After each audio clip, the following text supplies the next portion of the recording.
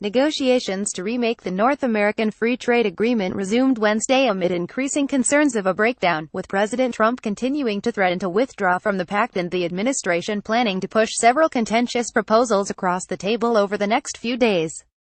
Concerns were apparent as Canadian Prime Minister Justin Trudeau met with Trump in Washington while trade negotiators from the U.S., Canada and Mexico gathered here on the other side of the Potomac River.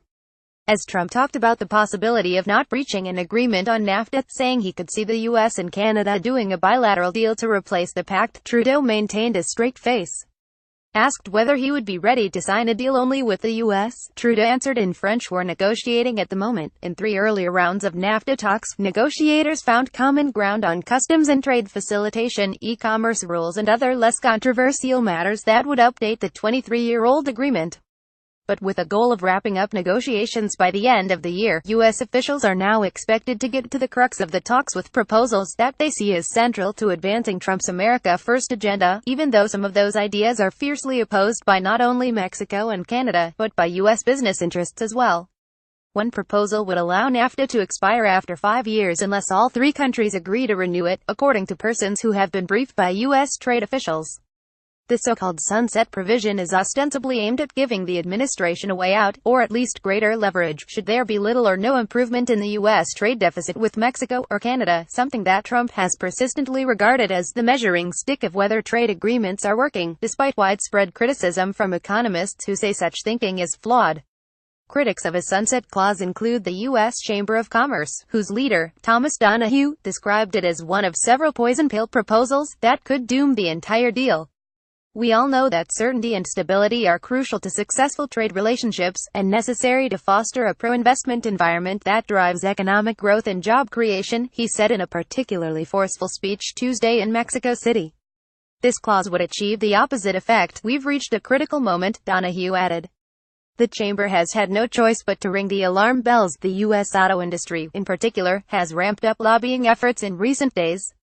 While Trump has cast himself as a champion of U.S. manufacturing, the domestic car industry fears that the administration's overhaul of NAFTA could wreck the complex, integrated North American supply chain that has taken decades to develop.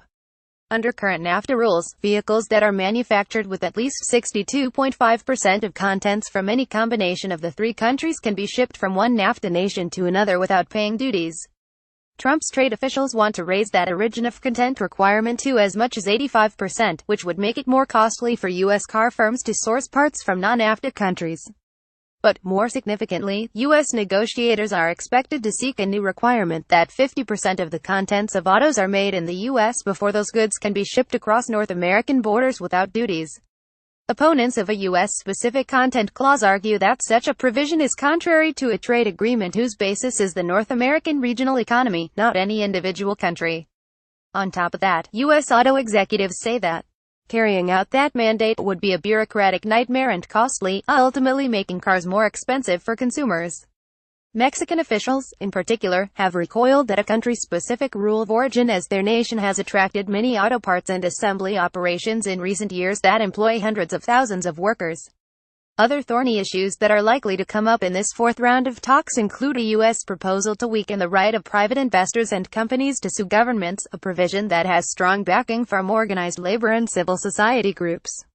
The Trump administration also wants to eliminate a NAFTA chapter that has allowed Mexico and Canada, in particular, to contest U.S. anti-dumping and government subsidy tariff decisions by turning to a NAFTA panel of judges.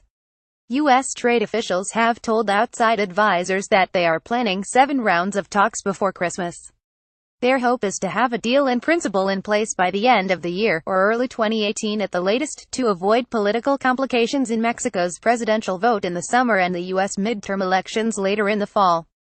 But most trade experts doubt they can meet such an aggressive timetable. And in a signal anticipating the challenges ahead, U.S. Trade Representative Robert Lighthizer said Wednesday that this latest round would be extended through next Tuesday, 2 more days than originally planned. Caption Don.lee@lawtimes.com. Follow me at @DelilaTimes.